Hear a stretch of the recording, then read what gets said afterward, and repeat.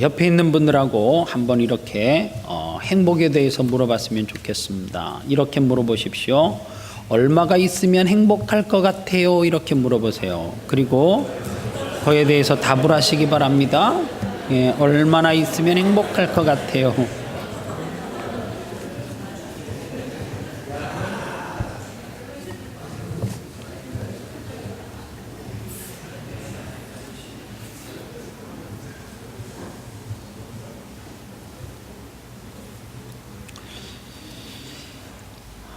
(2011년도에)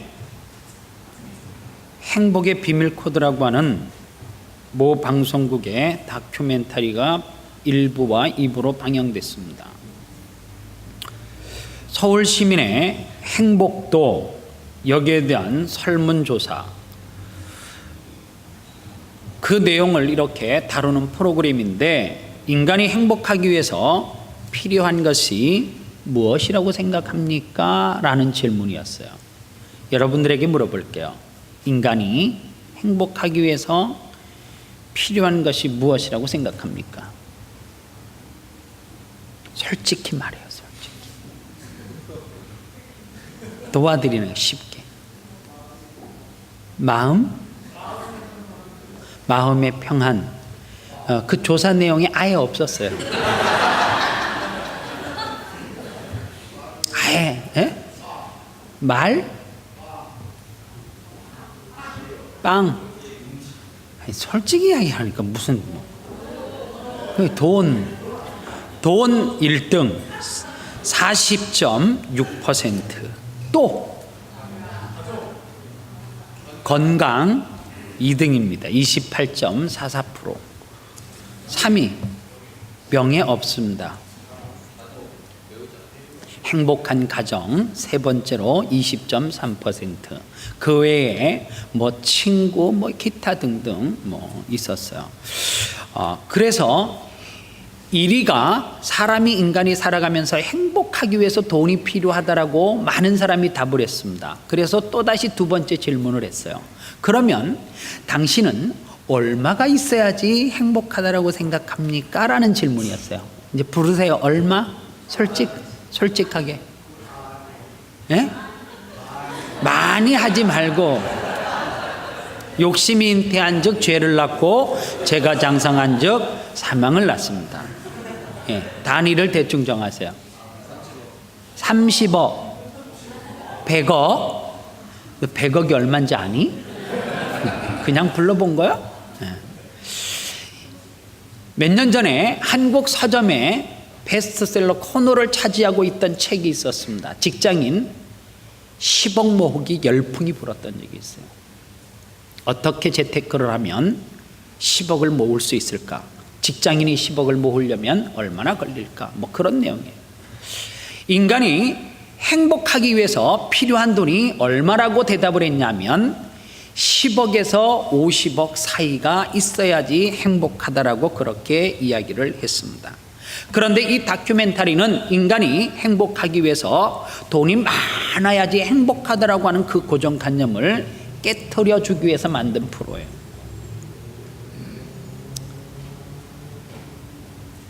행복과 소득과의 상관관계, 사람이 행복의 지수와 소득의 지수, 이것이 같이 밸런스가 맞으면서 이렇게 올라가는 단위가 어느 선까지냐 하면, 대한민국 사람을 대상으로 해서 조사를 해보니까 400만 원 정도, 400만 원까지는 수입이 는가 동시에 행복의 척도가 늘어가더라는 거예요. 가령 150만 원을 번 사람이 다음 달에 200만 원을 벌면 50만 원의 행복의 가치 수준도 높아지더라는 거예요. 행복도도. 그래서 200만 원에서 300만 원까지 400만 원까지 계속해서 행복의 척도가 올라가더라는 거예요. 그런데 400만 원에서 600만 원이 되고 1000만 원이 되고 2000만 원이 되고 우리하고 생각이 다른지는 몰라도 서울 시민은 400만 원이 넘어서니까 수입에 비례해서 행복의 척도가 같이 올라가지 않더라, 그렇게 이야기를 했습니다. 430만 원을 버는 부류들과 680만 원을 버는 사람들, 이 두 사람을 비교해서 두 사람의 행복을 조사해 보니까 소득과 행복 점수가 상관관계가 없더라, 그렇게 이야기를 하더라는 거예요. 속으로 그러죠. 아닌데, 나는 그게 아닌데.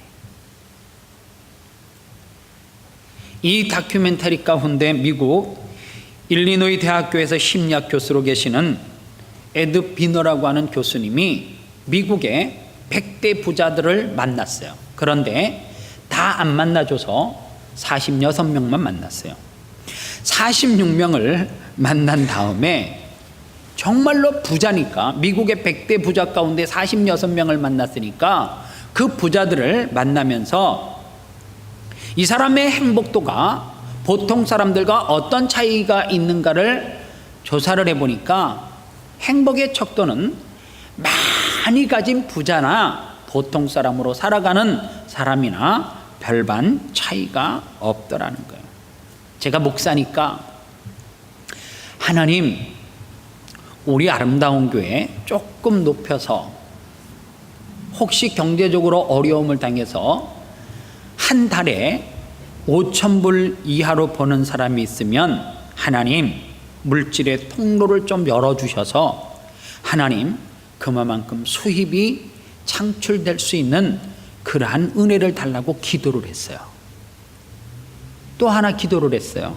하나님, 한 달의 수입이 5,000불이 넘음에도 불구하고 아직까지도 던던던던던 그러고 살아가는 사람은 하나님 따끔하게 좀 지적 좀 해주세요. 그 기도를 제가 동시에 했어요. 어딘가 하나는 걸릴 거예요, 그죠? 5,000불이 안 되는 사람은 제가 기도한 것이 꼭 이루어지기를 원해요.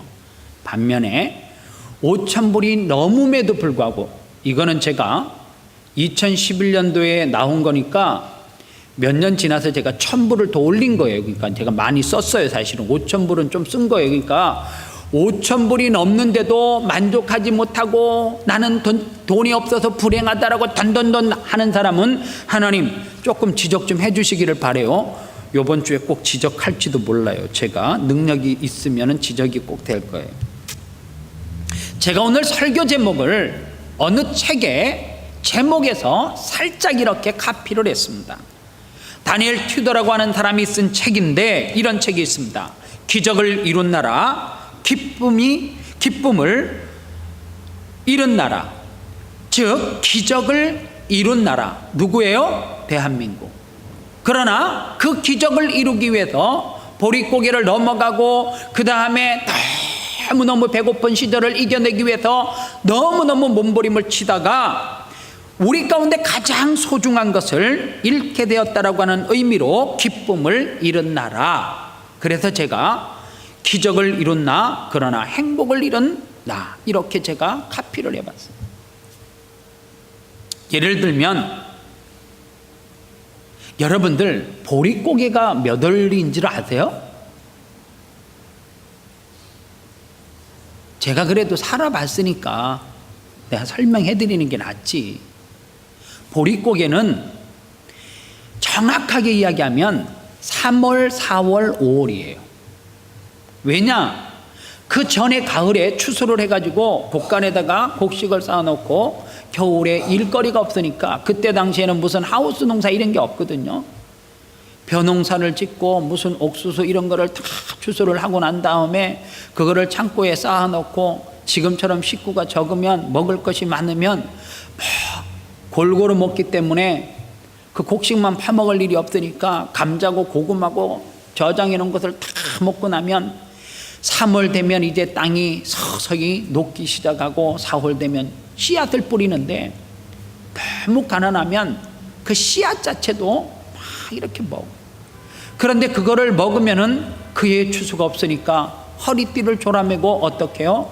나무에 껍질을 벗겨 먹는다든가 땅에 칡뿌리를 캐먹고 그러면서 그 고비를 넘었던 시절이 3월부터 5월이에요. 왜요? 그때는 추수가 없어. 그래서 5월이 지나면 뭐를 추수해요? 보리를 추수하는 거예요. 그래서 보리가 수확이 되기 그 전에 그 고개를 넘어가야 되는 거예요. 그게 보릿고개예요. 제가 살아봤으니까 여러분들에게 자세하게 설명을 해드리는 거예요. 그 과정 가운데 새마을 운동이 지역마다 동네마다 막 일어나고 그러면서 그 경제가 성장되면서 열심히 살다 보니까 우리는 소중한 것을 잃어버렸어요. 기적을 이뤘는데 무엇을요? 자녀와의 차가운 대화, 따뜻한 애정의 부부간의 우정을 나누고 친밀감을 가지고 서로를 사랑하는 이러한 마음, 이런 것들을 빼앗기게 되어졌다는 거예요. 제가 말한 것이 아니라 외국 사람이 한국을 보고 쓴 표현이니까 맞겠다 싶어요. 이분이 책 가운데 이런 이야기를 해요. 한국 사람은 표정이 없대. 표정이. 한국 사람을 보면 우울하대. 한 명만 나와서 한번 볼래? 누가 시범으로 보고 싶은 사람이 있어요? 앉아있는 사람? 제가 봐도 좀 오늘 좀 우울해요. 여러분들 표정이 다 좀 이렇게 우울해요.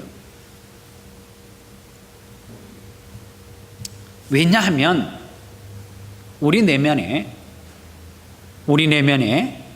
그 평안 기쁨이 없기 때문에 그래요.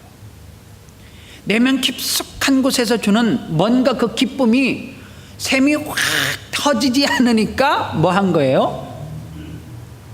항상 얼굴에 나 지금 피곤해요, 나 지금 우울해요 써여 있다는 거예요. 하나님은 참 좋으신 분이에요. 믿습니까? 정말 믿어요? 저에게 이번 주 하나님은 너무너무 좋은 하나님이었어요. 왜냐하면 하나님이 시편 131편이라고 하는 이 말씀을 제게 선물로 안겨주었어요. 왜 이게 선물인가? 오늘 성경을 여러분들 잘 보면 2절 말씀에 특별히 실로 내가 내 영혼으로 고요하고 평온하게 하기를 젖된 아이가 그의 어머니 품에 있음 같게 하였나니 내 영혼이 젖된 아이와 같도다. 목사님 이거 성경 잘못됐네요.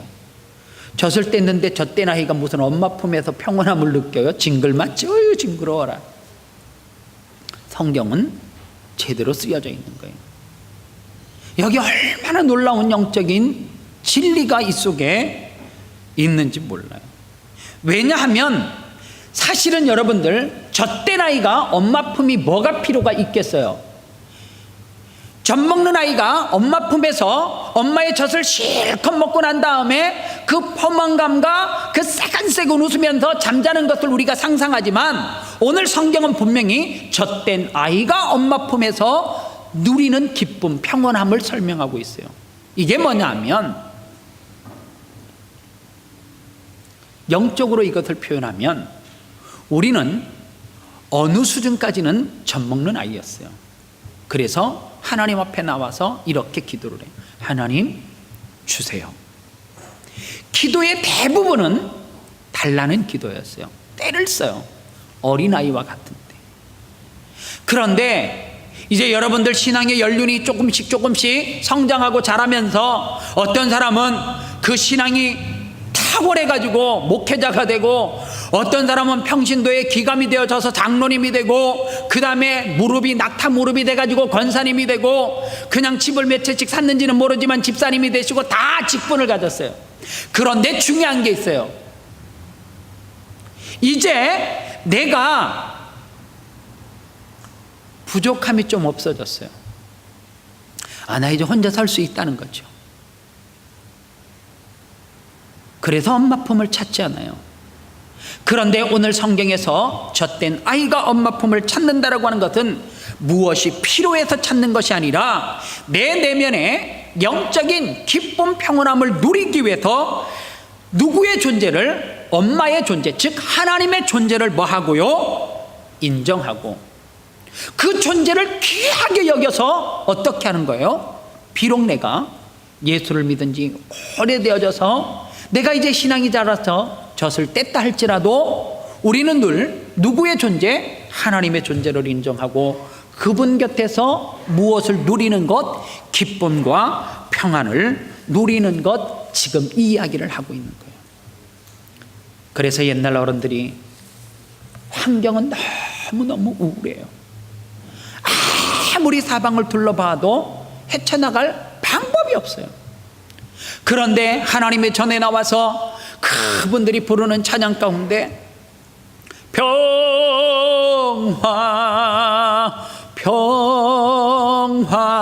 평화로다 하늘 위에서 내려오네, 이 찬송가를 부르면서 그 누구도 표현할 수 없는, 그 누구도 줄 수 없는 그 평화, 그 기쁨을 누리면서 신앙생활을 한 것, 그게 뭐예요? 젖된 아이가 엄마 품 안에서 누리고 느끼는 그 뭐예요? 기쁨이라는 거예요. 오늘 문제는 우리에게 이게 사라짐의 문제라는 거예요. 오늘 우리가 이 땅에서 너무 많이 가지려고 하다 보니까 분주해요. 여러분들, 내가 물질을 얻기 위해서 대부분의 어떤 목적을 두고 그걸 향해서 달려가는 사람들이 그렇게 이야기해요. 자녀는 희생해야 된다는 거야. 당신 좀 희생하라는 거예요. 여보, 내가 이것을 이루기 위해서 내가 가정에 충실하지 못하는 것, 당신이 좀 희생하라는 거예요. 그리고 가정을 희생시켜버려요. 좀 더 나가면 하나님 좀 이해하라는 거예요. 내가 물질이 있어야지 행복한데 내가 그 물질을 얻기 위해서, 더 많이 얻기 위해서 주일날 내가 쉴 수 없다는 거예요. 좀 이해하시라는 거예요. 내 힘으로 일어서서 내 힘으로 내 내면의 기쁨을 회복시키겠다는 거예요. 그게 뭐예요? 돈이라는 거예요. 그게 뭐예요? 건강이라는 거예요. 기적을 이루기는 이뤘어요. 그러나 무엇을 놓쳤어요? 기쁨을 잃어버렸어요. 그게 혹시 나는 아닌지를 한번 꼭 돌아보셔야 돼요. 이제는 좀 돌아볼 때가 됐단 말이에요. 정말 우리 내면의 기쁨은 누가 주시는 거예요? 하나님이 주시는 거거든요. 젖된 아이가 엄마 품 안에서 평온을 누리면서 깊이 잠들어 있는 그 모습을 우리가 좀 상상해 보라는 거예요. 우리가 그러기 위해서 우리의 삶 가운데 이러한 것들을 누리고 살려면 꼭 두 가지를 해야 되는데, 그게 뭐냐면 첫 번째로 자기 분수를 지키는 것입니다. 오늘 2절 말씀 다시 한번 보시면은요, 이 말씀은 1절에 있는 말씀하고 연관을 꼭 지어서 읽어야 돼요. 실로 내가 내 영혼으로 고요하고 평온하게 하기를 젖된 아이가 그 어머니의 품에 있음 같게 하였나니 내 영혼이 젖된 아이와 같도다. 그런데 전제가 있는 거예요. 그 전제가 뭐예요? 1절이에요. 여호와여, 내 마음이 교만하지 아니하고 내 눈이 오만하지 아니하오며 내가 큰 일과 감당하지 못할 놀라운 일을 하려고 힘쓰지 아니하는도다. 이 1절의 말씀을 쉬운 성경에는 이렇게 표현해 놓았습니다. 내 마음은 허황되지 않으며 나의 눈은 교만하지 않습니다. 나는 커다란 일들은 관심을 두지 않으며 너무 놀라운 일에도 관심을 두지 않습니다. 그 대신 나는 잠잠하고 조용히 있습니다. 내 영혼이 어머니와 함께 있는 젖된 아이와 같습니다. 표준 세번역에 보니까 주님, 나는 교만함을 버렸습니다, 그렇게 표현을 해놓았습니다. 오늘 1절에서 표현하는 허황된 마음, 분수를 모르는 생활태도, 그것을 뭐 해야 된다는 거예요? 고쳐야 된다는 거예요.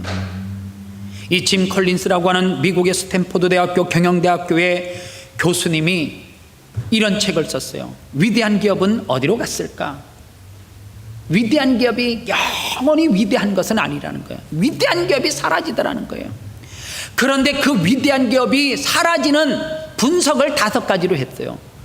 왜 위대한 기업인데 그 기업이 어느 날 소리 없이 사라지는가? 첫 번째, 성공으로부터 자만심이 생겨나는 단계. 이것이 첫 번째로 망하는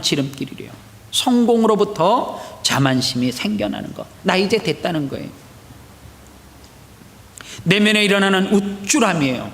나 이제 내 사업장 자리 잡았다는 거예요. 나 이제 좀 된다는 거예요.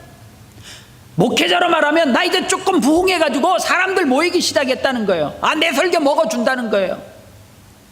나 이제 내 마음속에 뭐가 생겨요? 스스로 뭐가 생기는 거예요? 자만심이 생기는 단계. 그게 첫 번째, 기업이 망하는 것처럼 여러분들의 가정도 목회도 다 망하는 첫 번째 이유란. 두 번째로, 원칙 없이 더 많은 욕심을 내는 단계. 원칙이 없이 더 많은 욕심을 내는 단계가 망하는 길이라는 거예요. 첫 번째, 내면에서 불씨가 제공되었다라고 하면 이 불씨를 꺼트리지 않으면 이 불씨가 첫 번째 망하는 단계로 발걸음을 떼는 단계가 뭐예요? 욕심이라는 거예요. 그래서 두 번째 챕터에서 소제목으로 이런 내용이 있어요. 현실에 안주하는 것보다 무서운 것이 가다한 욕심이다. 저는 참 현실에 안주하는 사람 싫어해요.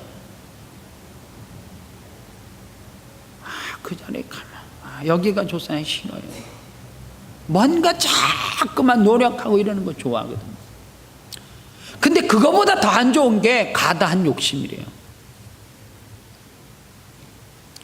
성공에 대한 가다한 집착, 이게 안 좋다는 거예요. 그런가 하면 세 번째로, 위험과 이기 가능성을 부정하는 단계. 나 아직 괜찮다는 거예요. 나 문제 없다는 거예요. 위험과 위기 가능성을 부정하는 단계. 그래서 이 책 머리에 보면 표지에 이런 내용이 있어요. 승승장구하느냐 실패하느냐, 이 모든 것은 주변 환경보다 스스로 어떻게 하느냐에 달려있다. 이 책의 결론인 것 같아요. 내가 스스로 어떻게 하느냐에 달려있는 거예요. 제가 좋아하는 성경 구절이 고린도후서 6장 10절이라 그랬잖아요. 제가 성경 가운데 가장 설교를 많이 했던 부분 중에 하나가 사도행전 20장이에요.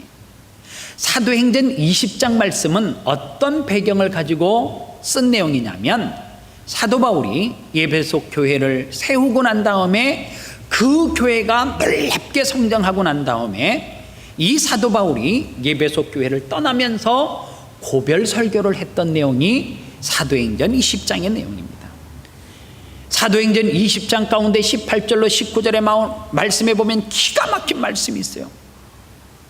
오매 그들에게 말하되 아시아에 들어온 첫날부터 지금까지 내가 항상 여러분 가운데서 어떻게 행하였는지 여러분들도 아는 바니 곧 모든 겸손과 눈물이며 유대인의 관계로 말미암아 당한 시험을 참고 주를 섬긴 것과, 이렇게 성경은 말해요. 여기 보니까 바울이 자기의 목회를 돌아보면서 내가 모든 겸손과 눈물, 그리고 내가 유대인의 관계로 통하여서 목회를 하는 가운데 시험을 참고 이겨냈던 것을 설명하고 있어요.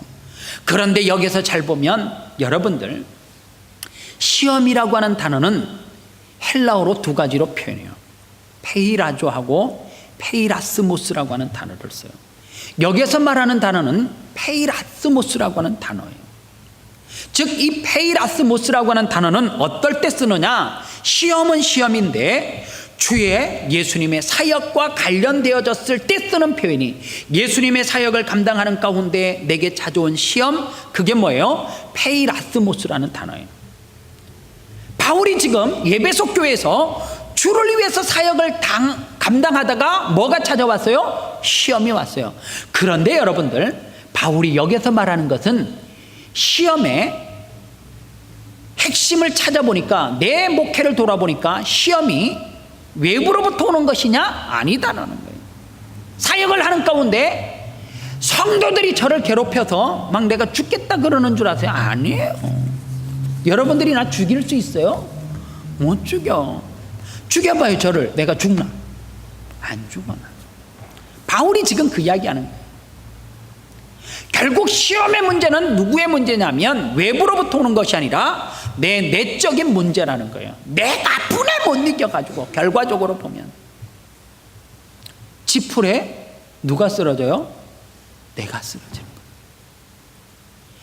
바울이 왜 울어요? 뭐 때문에 눈물을 흘려요? 바울이 왜 모든 겸손이라고 하는 표현을 해요? 겸손은 겸손이지 무슨 또 모든 겸손이에요. 바울이 여기서 하는 이야기는 내가 겸손하는 것도, 내가 눈물을 흘리는 것도, 내 목회를 돌아보면서 결국에는 내 내면의 싸움 아닙니까? 내 내면의 싸움이 뭐예요? 망하는 교회 되지 않기 위해서, 망하는 기업 되지 않기 위해서 나 이제 됐다는 거예요. 우쭐한 마음 생기는 거, 욕심이 생기는 거, 위기가 찾아왔는데 그것을 위기로 알지 못하고 내가 지금 살아가는 거, 내가 왜 겸손해야 돼요? 그러고 보니까 이 바울이 지금 쓰는 표현은 저에게도 그대로 적용이 돼요. 왜 적용이 되는가? 아름다운 교회 여러분들 정말 잘 오셨어요. 이민교회 중에 시드니 한 300교회 있다면 이 교회 랭킹으로 따지면 1등, 2등 정도 가는 교회입니다. 정말 잘 오셨어요. 장로님 우리끼리 아멘 하면 그렇잖아요. 제가 하는 것도 지금 쑥스러워 죽겠는데. 길 가는 사람이 맞뜸이 내려야 되는데. 우리 교회요 다툼 없어요. 예전에는 있었어요. 지금은 없어요. 지금 당회하면요, 나는 이분이 전에 그분이 맞나 싶을 정도로 당의 분위기가 신기하게 달라졌어. 이유는 뭐 여러 가지가 있겠죠.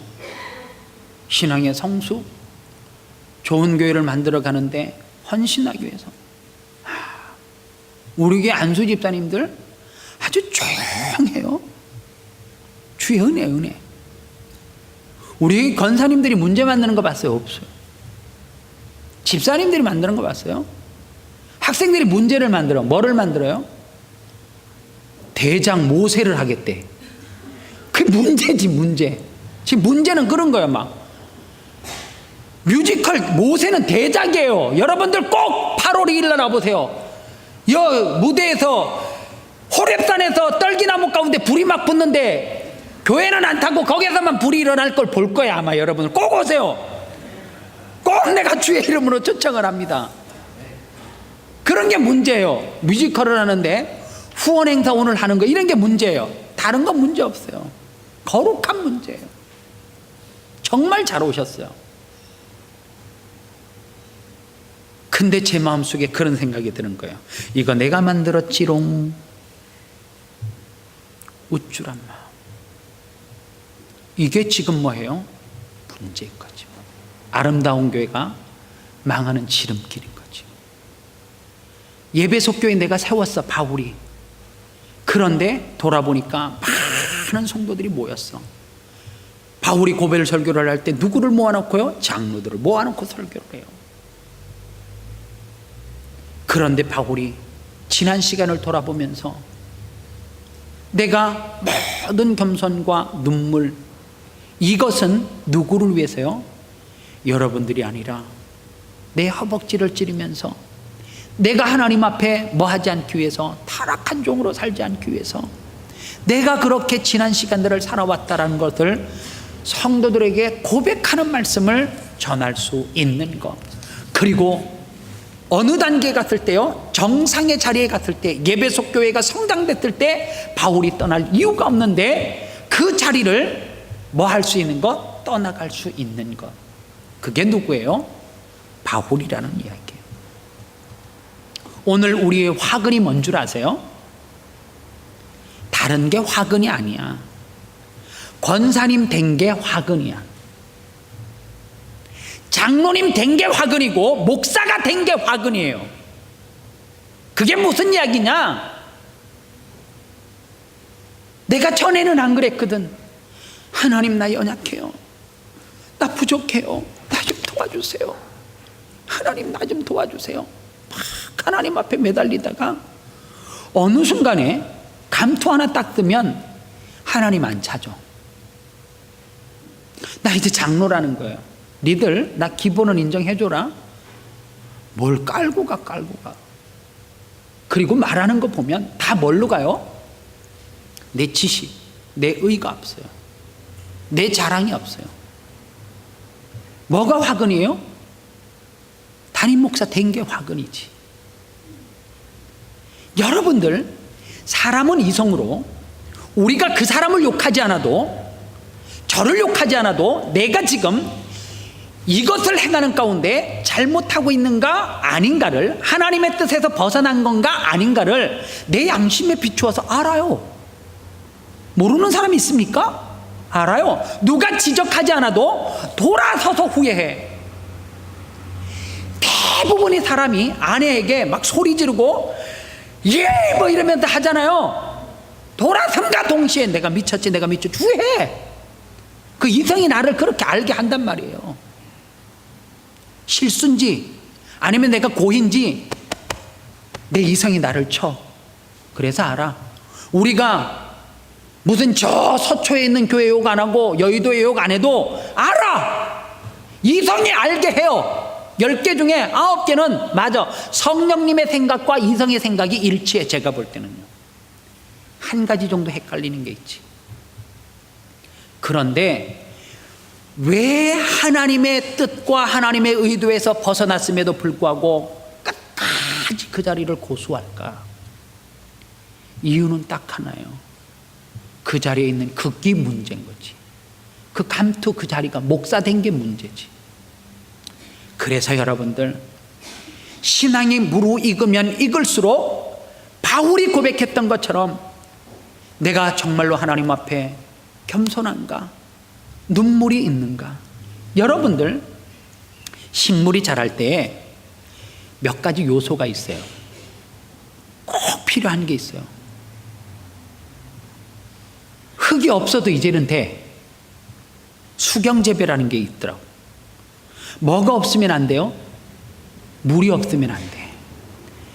바울이 여기서 말하는 이 물이라고 하는 것은 뭐가 없어서 말라 죽었고 물이 없어서 말라 죽었어요. 그 물은 뭐예요? 눈물이에요. 어떤 눈물이에요? 성도가 하나님 앞에 흘리는 눈물이 없으면 우리는 영적으로 말라 죽을 수밖에 없어. 그 이야기는 뭐냐? 내가 하나님 앞에 기도하지 않으면 살아있는 성도 같지만 오늘 예배에 참석하고 있지만 그 사람은 죽은 사람이라는 거예요. 뭘로 죽었어요? 영적으로 죽었어요. 영적으로 죽으니까 누구 품을 찾지 않아요? 아버지 엄마 품을 찾지 않아요. 왜요? 필요가 없거든. 오늘 그렇기 때문에 내가 하나님 앞에 나와 흘리는 눈물이 있는가를 냉철하게 돌아보셔야 돼요. 정말로 냉정하게 우리의 삶을 돌아봐야 돼요. 오늘 이야기를 하고 말씀을 정리를 해볼게요. 여러분들은 하나님을 얼마만큼 의존하고 계세요? 절대 의존하고 계십니까? 우리는 너무 착각하고 살아요. 하나님께서 이스라엘의 구원자로 누구를 불러요? 80세가 된 모세를 불러요. 호렙산으로 불러요. 그를 부를 때 떨기나무 가운데서 불꽃이 확 타올라가요. 자연의 법칙에 의하면 불이 나면 그 떨기나무는 소멸돼야 돼요. 소멸되지 않고 불이 타는 거예요. 모세를 그 앞에 부르고 하나님께서 모세에게 거룩한 프로젝트를 그에게 던지는 거예요. 너 이스라엘 백성들 구해내라는 거예요.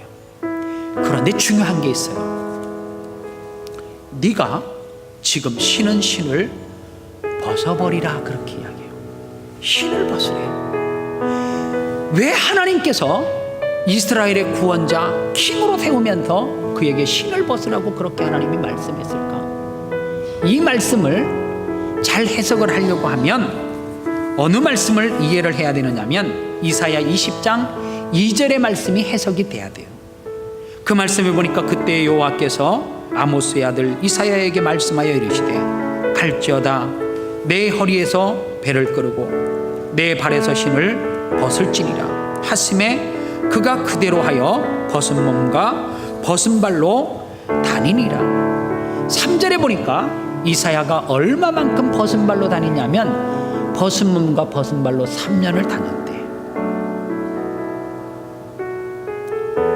신약 성경으로 넘어와서 누가복음 15장 21절에 보면 15장의 내용은 탕자의 비유예요. 아버지의 재산을 가지고 나가서 허랑방탕하게 쓰고 쥐염 열매를 먹다가 더 이상 살 방법이 없어서 아버지에게 찾아가서 나를 뭘로 써달라 그래요? 중요한 이야기예요. 종으로 써주세요 그래요. 그랬더니 아버지가 이렇게 말해요. 너는 종이 아니라고. 그리고 그에게 신분의 변화를 줘요. 종보다 못한 삶을 사는 그 아들을 손에 무얼을 끼우고 가락지를 끼우고 벗은 발에 신발을 신겨줘. 모세에게 신을 벗으라고 했어요. 이사야에게 거룩한 사명을 주고 신을 벗으래요. 신을 벗는다라고 하는 것은 탕자의 비유에 보니까 뭐와 같은 삶이에요? 종의 삶이란 말이에요. 너 내가 이스라엘의 킹으로 세워주겠다. 너 민족에 사명을 부여하고 내가 큰 선지자로 너를 쓰겠다. 그러나 너는 신을 벗으라는 거예요. 무슨 이야기예요? 너 종이라고 하는 신분을 잃지 말라는 거예요. 너 지난날의 시간을, 너 지금 조금 컸다고, 너 지금 조금 성장하고 기업이 잘 된다고, 너 지금 왕으로 착각하지 말고 살아라는 거예요. 우리는 뭐라는 거예요? 종이라는 거, 둘러쓰라는 거, 잊지 말으라는 거예요. 여러분들 이거 잃으시면 무너지지 않을 것 같은 그 기업들이 하루아침에 사라지는 것, 가정이 파괴되는 것, 내가 지금 경영하는 기업이 무너지는 건 시간 문제란 말이에요. 항상 하나님 앞에 뭐 할 줄 알아야 돼요? 신을 벗을 줄 알고, 또 뭐 할 줄 알고, 엄마 품에 젖된 아이가 엄마 품에서 평안을 누리려면 뭐 해야 돼요? 하나님 앞에 나와야 돼. 바울이 바울 될 수 있었던 것은 왜냐? 이유는 딱 하나예요. 그는 수많은 교회를 부흥시켰지만 그는 겸손할 줄 알았고, 그는 눈물을 흘릴 줄 아는 주의 종이었기 때문에 그래요. 종이라고 하는 신분을 놓치지 않았기 때문에 그래요. 오늘 이 말씀은 첫 번째 저에게, 그리고 두 번째 여러분들에게 하나님이 주시는 메시지예요. 이 말씀을 놓쳐서는 안 돼요. 절대 놓치면 안 돼요. 끝까지 하나님 앞에 설 때는 신을 벗으세요. 신발을 벗고, 하나님, 부족한 종이 여기 왔습니다. 나를 하나님 도와주세요. 우리 가정 지켜주세요. 눈물을 흘릴 줄 아는 사람 하나님께서 책임져요. 하나님 앞에 엎드릴 줄 아는 성도 절대로 하나님 외면하지 않습니다. 오늘 이 시대의 교회의 문제는 다른 것의 문제가 아니에요. 교제가 없어서도 아니에요. 오늘 이 시대의 문제는 찬양이 없어서도 문제가 아니고, 말씀이 부족해서 아니요. 말씀의 홍수 시대를 살아가잖아요. 그런데 중요한 게 있어요. 오늘 이 시대의 문제는 기도하지 않음으로 말미암아 예배 가운데 주님의 임재하심이 나타나지 않기 때문에 문제예요. 찬양을 해도 기쁨이 없고요, 말씀을 들어도 머리로만 듣고 이게 가슴으로 내려오지 않으니까 삶 가운데 적용이 안 되는 거죠. 행할 수 없는 거죠. 그러니 머리는 이렇게 돼갖고 가분수라고 그러죠. 오늘 이 시대 교회는 머리통만 커졌어요. 이따만하게 커져요. 네가 설교하는 거 나 안다. 네보다 그 본문 더 훌륭하게 잘 푸는 큰 목사들이 있다. 알미 뭐가 중요해요? 신을 벗는 게 중요해요. 벗을 줄 모르면 또 도돌이표예요. 또 돌아가는 똑같아요.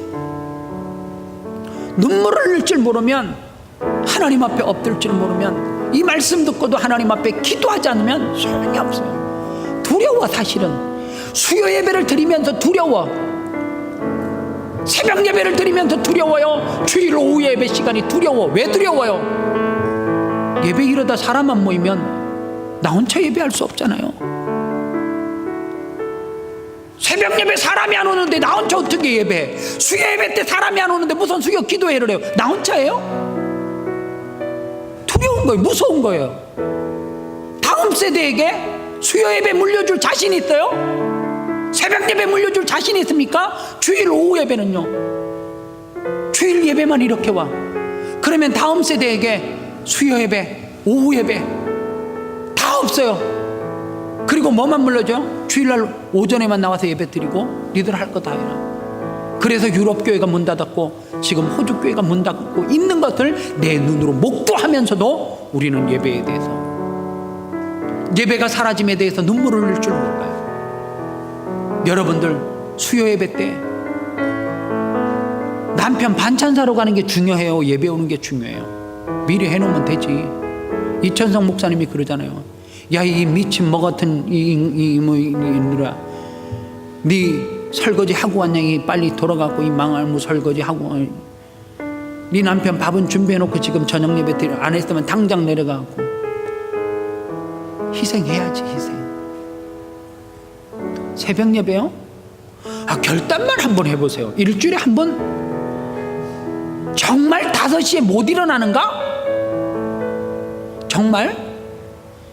이런 성도들 내가 있는가 알아요. 목사님 눈만 뜨면 4시 반이에요. 멀뚱멀뚱 있어요. 그거 새벽 예배 가라고 하나님이 깨워주시는 사인인 줄 알고 오면 되는데 뭐 한다고 거기서 침대에서 우울증 걸려가지고 나 죽겠니 살겠니, 과의가 왜 찾아와 거기서. 그런 너무너무 어이없는 그 현실, 그럼에도 불구하고 눈물은 흘릴 줄 모르네. 수요예배 때 정말 못 와서, 정말 도저히 죽어도 안 돼서 못 오는 거야? 아니잖아. 집에서 쓸데없는 리모컨 열이 돌리고 저리 돌리고 볼 것도 없는데, 할 것도 없는데, 내일해도 되는데 평상시에는 설거지 하루 넘기는데 왜 꼭 수요일 날은 그날 또 해야 돼?